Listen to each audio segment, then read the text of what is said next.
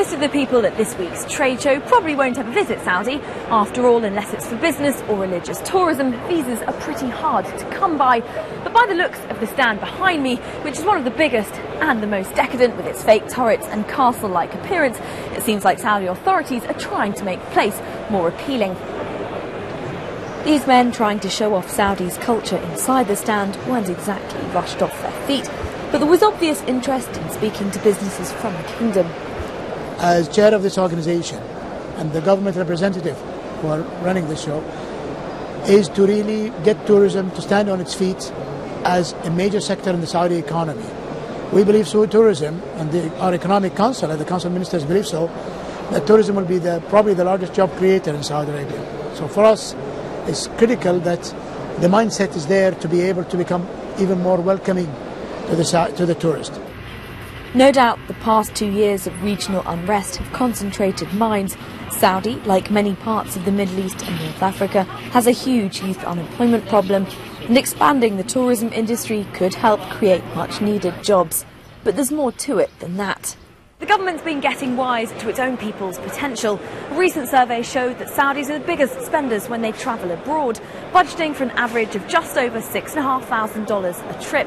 Compare that with a global average of under $2,500, and that's reason enough to try and convince Saudis to stay at home and spend their money.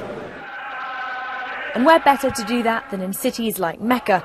Regarded as the holiest place in Islam, all Muslims have to make pilgrimage here at least once in their lives. Developers and international hotel chains have realised that putting money here makes sense, with rooms going for thousands of dollars a night during religious festivals. It's a religious destination for over 1.6 billion Muslims around the world. So we would look at that figure as a huge potential for us. You have the airport expansion, Jeddah Airport. You have the railway, which is going to connect all major cities of Saudi, mainly religious cities, Mecca, Medina, with Jeddah, with the airport. And you have the infrastructure of expanding the Grand Mosque in Mecca and Medina. And you have all the new towers coming up. You have a tremendous number of towers coming up in the Grand Mosque, around the Grand Mosque. While money is pouring into religious cities and Saudi businesses like budget airline Nasser is expanding within the country, there is a feeling that opening Saudi up to a wider audience would have a knock-on effect for lots in the industry.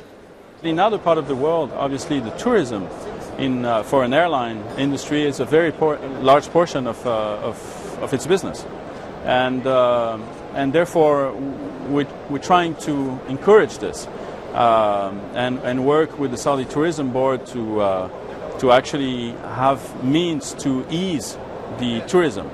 But we can start already with the Saudis discovering their own kingdom better, and therefore offering a good domestic network is part of that strategy. There's a very large number of expats that actually live within the kingdom, 2 million expats living in the kingdom, and a lot of them would like to discover Saudi. So we have to build in the infrastructure so that it's there present. And as the time goes by, I'm very optimistic in the fact that as the time goes by, we'll ease the tourism, at least coming from the GCC, which they don't have the same restrictions, obviously, to not only come to Mecca, but to discover and visit other places in the kingdom. There's certainly been interest here at the fair, at least in the freebies that Saudi's been giving away. But until the country relaxes its tourist rules, it looks like there'll be more people pushing their luggage around these stands than packing their bags for Riyadh.